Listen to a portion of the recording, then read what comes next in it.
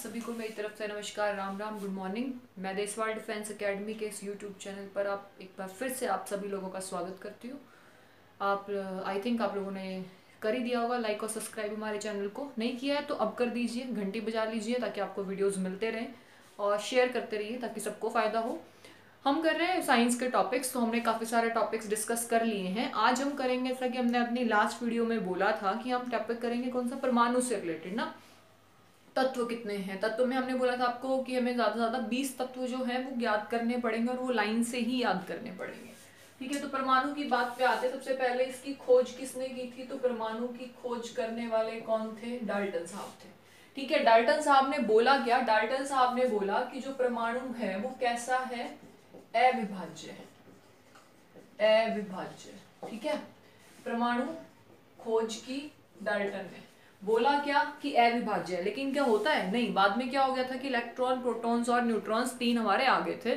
ठीक है, तो कैसे पहले आया कि बोला कि भाई अविभाज्य है। अविभाज्य मतलब इसको और तोड़ा नहीं जा सकता, लेकिन बाद में ये बात हो गई थी क्या? गलत। फिर क्या आया कि परमाणु जो है वो विभाज्य है, अविभाज्य नहीं है। विभाज्य किस किस में हुआ? इलेक्ट्रॉन, प्रोटॉन और न्यूट्रॉन के अंदर। इलेक्ट्रॉन के बारे में बताया था किसने? हमारे थॉमसन जी ने। ठीक है, जे थॉमसन। इसके बाद इसमें आता है गोल्डस्टीन, गोल्डस्टीन और रदरफोर्ड। ठीक है, बताऊंगी दो नाम किस लिए लिखे हैं, बता दूंगी आपको। और न्यूट्रॉन के बारे में किसने बताया था? चैडविक ने बताया था। पूरा नाम जेम्स चैडविक। ठीक है, जेम्स चैडविक, जे चैडविक। तो इलेक्ट्रॉन के बारे में बताया थॉमसन ने कि भाई इलेक्ट्रॉन क्या है, आपके थॉमसन जी ने बताए थे कि ऐसे होते हैं। प्रोटॉन के बारे में किसने बताया? गोल्डस्टीन ने। गोल्डस्टीन का नाम अगर नहीं दे रखा है तो किसका नाम लगा के आओगे? रदरफोर्ड का नाम लगा के आओगे। लेकिन अगर दोनों का नाम है तो अगर आप लोग तैयारी कर रहे हैं किसी ऐसे पेपर की जो सेंटर का है तो उसमें आएगा रदरफोर्ड। अगर आप आर्मी की तैयारी कर रहे हैं तो आर्मी वाले प्रेफरेंस देते हैं, आर्मी वाले पहले किसको मौका देते हैं? भाई गोल्डस्टीन को। ठीक है, आर्मी वाले बच्चे, क्लर्क वाले, जितने भी बच्चे हरियाणा के पेपरों की तैयारी कर रहे हैं, हरियाणा में प्रोटॉन के लिए सबसे पहला नाम आता है गोल्डस्टीन। अगर गोल्डस्टीन ऑप्शन में नहीं है तो नाम क्या आएगा? रदरफोर्ड। ठीक है, इनके लिए न्यूट्रॉन के बारे में किसने बताया था? चैडविक ने ही बताया था, वो उतना ही रखेंगे। फिर बात करते हैं हम इनके द्रव्यमान की। द्रव्यमान इलेक्ट्रॉन पे कितना होता है? 9.1 गुना में 10 की पावर माइनस 31 किलोग्राम, या फिर 9.1 गुना में 10 की पावर माइनस 28 ग्राम। ठीक है, ग्राम्स में इसको ऐसे लिख सकते हो तुम। फिर बात करते हैं इसकी प्रोटॉन्स की। प्रोटॉन्स पे कितना होता है? 1.67 गुना में 10 की पावर माइनस 27, ठीक है, किलोग्राम। और अगर इसको चेंज करोगे तो कितना हो जाएगा? ग्राम्स में कर लेना इसको। ठीक है, आई थिंक ये बनेगा 24 के अराउंड। ठीक है, चैडविक ने बोला तो भी कितना है? 1.67 इंटू 10 की पावर माइनस 27 ही रहता है, ये इतना ही रहेगा। ठीक है, इसका कुछ चेंज नहीं होना है। फिर इसके बाद आता है इसके ऊपर आवेश। आवेश वो कई बार पूछ लेता है। आवेश कैसा होता है इलेक्ट्रॉन पे? नेगेटिव। नेगेटिव यानी कि धनात्मक। ठीक है, धनात्मक। ठीक है, धनात्मक नहीं भी, नेगेटिव को बोलते हैं हिंदी में ऋणात्मक। ठीक है, हिंदी इंग्लिश थोड़ा सा हो जाती है इधर उधर, तो बोलते हैं इसको ऋणात्मक, ऐसे ही लिखेंगे इसको। ठीक है, ऋणात्मक। और प्रोटॉन पे कैसा है? प्लस वाला। प्लस है तो क्या हो जाएगा? धनात्मक। इस पे जीरो चार्ज। न्यूट्रॉन पे कभी भी कोई आवेश नहीं होता है। अगर आवेश का मान पूछ ले, आवेश का मान पूछ ले तो कितना है? 1.66 गुना में 10 की पावर माइनस 19 कूलाम। आगे माइनस लगेगा। माइनस का मतलब होता है बहुत छोटा होना। इसके ऊपर 1.6 गुना में 10 की पावर माइनस 19 कूलाम। देखो माइनस 19 माइनस 19, 1.66 1.66, बस यहाँ माइनस होता है और यहाँ कितना होता है? प्लस होता है, इतना सा फर्क है। और इसके ऊपर कितना है? इसके ऊपर मैंने लिख ही दिया, कितना होता है? जीरो, शून्य होता है। ठीक है, न्यूट्रॉन के ऊपर। तो ये हमने याद कर लेना है। अब इसमें सबसे ज्यादा इंपॉर्टेंट चीज जो समझनी है, सबसे जो आती है पेपर में, ठीक है, वो करना है। इसमें से बहुत बार पूछा गया है ये वाला क्वेश्चन कि इलेक्ट्रॉन पर कैसा आवेश, प्रोटॉन पर कैसा आवेश और न्यूट्रॉन पर कैसा आवेश। ये बहुत बार पूछा गया है। ठीक है, ये भी पूछा गया है कि खोज करने वाले कौन थे। ठीक है, यहाँ से स्क्रीनशॉट ले लो, कॉपी पेन पे ले रखा है तो इसको लिख लो। ठीक है, नहीं तो स्क्रीनशॉट तो जरूर ले लेना। फिर इतने हम इससे आगे करेंगे, हम करेंगे कि भाई जो द्रव्यमान होता है, कोई भी एक तत्व है, ठीक है, कोई भी एक तत्व मान लो, हम उसको दिखा सकते हैं कि भाई तत्व था हमारा ये। तो अब पेपर में आता कैसे है वो देखना है कि भाई हमारे पास एक तत्व है x, ठीक है, नाम नहीं लिखा मैंने, मान लिया कि एक तत्व है वो x है, ठीक है, उसके यहाँ पे ABCD सबको आती है, ABCD में कहां से होता है A to Z, कितना लिखते हो A to Z। A होता है परमाणु द्रव्यमान, ठीक है, परमाणु द्रव्यमान, और जो ये होता है परमाणु क्रमांक, ठीक है, किससे Z से दिखाते हैं, किसको, परमाणु क्रमांक को। A से किसको दिखाया जाता है, परमाणु द्रव्यमान को। इसको बहुत ध्यान से सीख लेना, इसके ऊपर क्वेश्चन आएगा ही आएगा, ठीक है, वो पहले वाला लिख दिया था वो भी याद करना है पेपर में। इस टॉपिक पे क्वेश्चन दो क्वेश्चन आते ही आते हैं, ठीक है, 2 क्वेश्चन, मतलब अगर आर्मी वाले हो तो 4 नंबर हो गए, ठीक है, और अगर क्लर्क वाले हो तो भाई 6 या 8 नंबर हो गए तुम्हारे, ठीक है। तो परमाणु द्रव्यमान की बात करते हैं। तो बच्चों देखो, बच्चे बात है ऐसी कि परमाणु द्रव्यमान किससे दिखाया जाएगा, A से, कहाँ लिखोगे, ऊपर सर के। परमाणु क्रमांक किससे दिखाया जाता है, Z से, कहाँ लिखते हैं, पैरों में लिखते हैं, किसी भी तत्व के। अगर मैं उदाहरण ले दूं तो ऑक्सीजन का मैंने उदाहरण लिया, ऑक्सीजन होता है 8 और ये 16, मतलब क्या है कि ये परमाणु क्रमांक की ऑक्सीजन, जब तुम 1 2 3 जब गिनती करोगे कितने तत्व होते हैं हमारे पास, पूरे 118 तत्व हैं। जब बात आई 1 2 3 4, तो कौन से नंबर पे आया भैया, हमारा 8वें नंबर पे आता है भैया, ठीक है। तो इसका क्रमांक कितना हो गया, 8। कोई पूछ ले इसका द्रव्यमान, इसका भार, इसका मास, इसका वजन, एटॉमिक मास क्या है, तो कितना होता है, 16 होता है। 8 दूनी 16, ठीक है, याद नहीं करना, निकालना सिखा दूंगी। 8 दूनी 16, ठीक है। अब इसमें पूछा क्या जाता है, जो ये Z होता है, ठीक है, Z यानी कि तुम्हारा जो क्रमांक होता है परमाणु का, वो किसके बराबर होता है, किसके बराबर, नंबर ऑफ प्रोटॉन के बराबर होता है। अगर मैं इसमें पूछ लूं कि भाई कितने परमाणु, कितना क्रमांक है इसका ऑक्सीजन का, कहोगे 8। मैं पूछूं कि इसमें प्रोटॉन कितने होंगे, तो कितने कहोगे, 8। और हमें पता है ये बात कि प्रोटॉन की संख्या किसकी संख्या के बराबर होती है, इलेक्ट्रॉन संख्या के बराबर होती है प्रोटॉन की। तो अगर परमाणु क्रमांक 8 है तो प्रोटॉन भी कितने हो गए, 8। अगर प्रोटॉन 8 हैं तो इलेक्ट्रॉन भी कितने हो जाएंगे, 8 ही हो जाएंगे।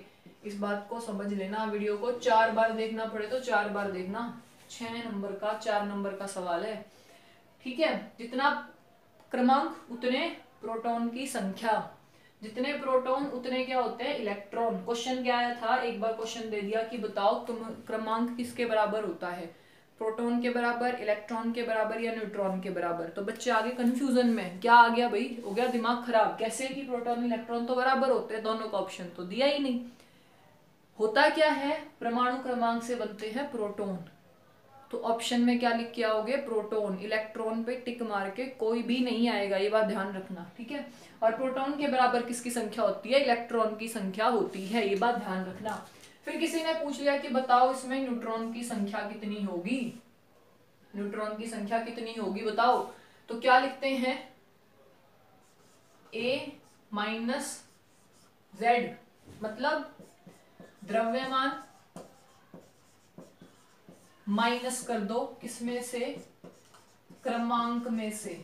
अगर क्रमांक नहीं दे रखा तो प्रोटॉन का नंबर होगा, प्रोटॉन भी नहीं दे रखा तो किसका नंबर होगा, इलेक्ट्रॉन का नंबर होगा, उसमें से क्या कर दो, घटा दो।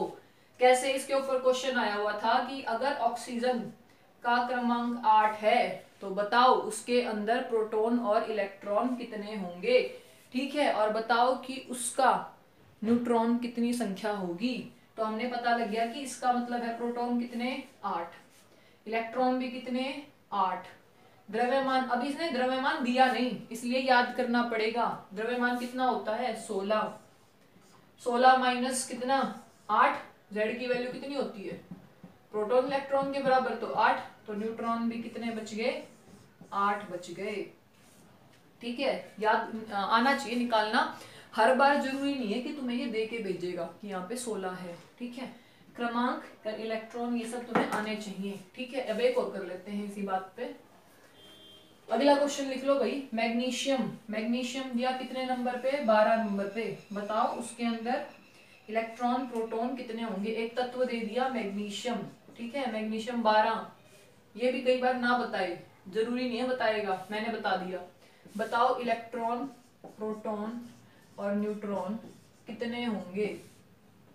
मुझे पता है 12 दे रखा है कुछ ना कुछ। 12 क्या होता है? क्रमांक।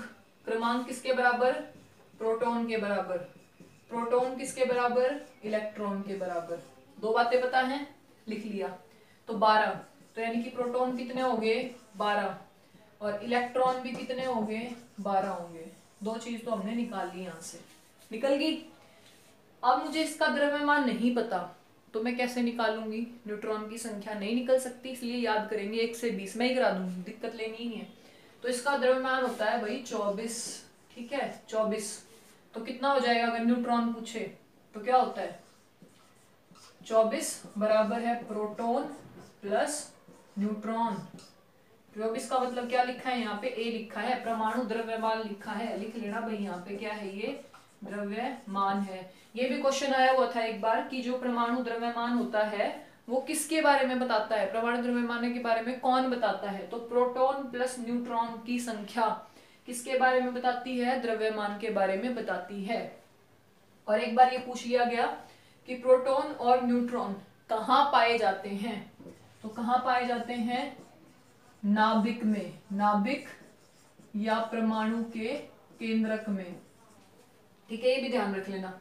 ये क्वेश्चन आया हुआ था, मुझे याद आ गया, मैंने बता दिया कि प्रोटॉन प्लस न्यूट्रॉन कहाँ मिलते हैं? नाभिक में मिलते हैं। नाभिक या किसमें? केंद्रक में। और इसकी खोज करने वाले कौन थे? रदरफोर्ड। नाभिक की खोज करने वाले, नाभिक की खोज करने वाले रदरफोर्ड थे, ठीक है। नाभिक में क्या मिलते हैं? प्रोटॉन प्लस न्यूट्रॉन, ठीक है। कितना द्रव्यमान है? 24। द्रव्यमान किसके बराबर होता है? प्रोटॉन प्लस न्यूट्रॉन दोनों के बराबर होता है। ये दोनों मिलते कहाँ है? नाभिक या केंद्रक के अंदर। तो 24 हमें पता ही है। प्रोटॉन कितने हैं? 12। क्या निकालना है? न्यूट्रॉन। तो कितने हो जाएंगे न्यूट्रॉन? 24 माइनस 12, यानी कि कितने न्यूट्रॉन आ गए भाई इसके अंदर? 12 न्यूट्रॉन आ गए, ठीक है। वीडियो को 2-4 बार देखो, ठीक है। होमवर्क के लिए दे देती हूँ, जो तुमने करना है सल्फर, ये होमवर्क है, ठीक है। जिसको नहीं आए कमेंट बॉक्स में आंसर छोड़ देना कि मुझे नहीं आया। आ जाए तो भी कमेंट करके बता देना, ठीक है। जिसका गलत होगा कमेंट का रिप्लाई जरूर मिलेगा। 16-32 करोगे सल्फर का, सोडियम का करोगे 11-23। पेपर में ये ऊपर वाला 23 नहीं था, ठीक है, ये मैं अभी लिख रही हूँ, ये था नहीं, मैं लिख रही हूँ सिर्फ, ठीक है। इसके बाद तुम क्या करोगे? फॉस्फोरस। अच्छा फॉस्फोरस में कर लो 1 मिनट। हाँ, फॉस्फोरस होता है तुम्हारा 15, 30 और 1 31, ठीक है। फॉस्फोरस का ये कर लेना, ठीक।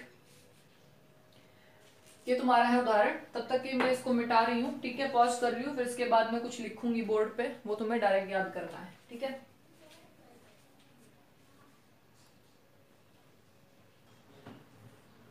तो देखो हमने ये लिख दिया है बोर्ड के ऊपर एक बार। 1 से 10 तक कर रहे हैं फिलहाल अभी, ठीक है। अगले वाले 10 अगली वीडियो में हो जाएंगे। तो मैंने लिखा भी सीरियल नंबर होता है क्रमांक, ठीक है, इसको क्रम लिख देना, क्रम। अच्छा परमाणु, ठीक है, इसको हटा दो, ये क्या है? परमाणु क्रम, ठीक है। 1 2 3 4 लाइन, मतलब लाइन में याद होने चाहिए। एक दिन में 10 कर लोगे, अगले दिन 10 कर लेना, ठीक है, कोई दिक्कत ही नहीं होगी। पहला हाइड्रोजन H से, helium He, lithium Li, beryllium Be, boron B, carbon C, nitrogen N, oxygen O, fluorine F, neon Ne मतलब नियॉन, ठीक है। 10 हो गए हमारे। देखो पहले नंबर पे आता है तो इसका क्रमांक कितना है? 1। इसका क्रमांक 2, 3, 4, 5, 6, 7, 8, 9, 10, ठीक है, यही क्रमांक है, ठीक है। अब बात आती है द्रव्यमान की। द्रव्यमान में क्या चीज याद रखोगे? जो ये सम विषम पता है ना, सम विषम, ठीक है, सम और विषम, ठीक है। इसको हम ओड और क्या बोलते हैं? इवन बोलते हैं ना। ओड कौन से होते हैं? जो 1, 3, 5 ये होते हैं। इवन कौन से होते हैं? जो 2, 4, 6, 8, 10 वाले होते हैं ना। सम विषम एक बार चेक कर लेना भाई, सम विषम मुझे ध्यान नहीं इतना। तो ओड इवन है, ओड मतलब जिनकी संख्या 1 3 5 7, देखो 1 3, देखो 1 3 5 7 9, ठीक है। जो ये ओड वाले होते हैं इनका क्या होता है, परमाणु क्रमांक क्या होगा, दुगना और दुगने से एक ज्यादा, दुगना और दुगने से एक ज्यादा। सिर्फ किसको छोड़ के, हाइड्रोजन को हटा देना। हाइड्रोजन का एक है तो उसका एक ही रहता है, ठीक है, उसका मत छेड़ना। और जो ये इवन वाले होते हैं 2 4 6 8, इनका हमेशा क्या होगा, दुगना ही होगा, ठीक है, दुगना होता है सिर्फ इवन वालों का। और 1 3 5 7 वालों का जो ओड होते हैं उनका क्या होता है, दुगने से एक ज्यादा।